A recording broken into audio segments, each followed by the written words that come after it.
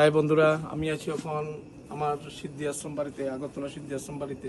তো আপনারা সব সময় তো দেখেন যে আমি কাঁচা মাছ, মাংস, ব্যাং, আরশোলা এমন 90% বন জঙ্গল, ইট, বালু, সিমেন্ট, পেট্রোল, ডিজেল, কেরোসিন সব এঁকে অ্যাকচুয়ালি আমি যে ভিডিওটা করি এটা হলো ডিসকভারি চ্যানেল। বিয়ার গ্রিলস যেরকম জঙ্গলে গিয়ে বিভিন্ন রকম পোকামাকড় খায়, আমি সেই ভিডিওটা করার জন্য চেষ্টা করি।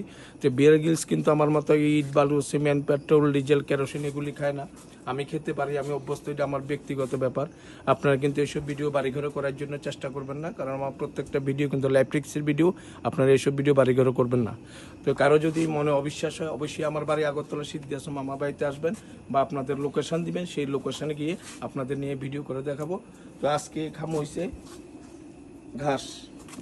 ঘাস নাই দি এই জঙ্গলের ঘাস তো ওই একটু খাইয়ে দেখামো।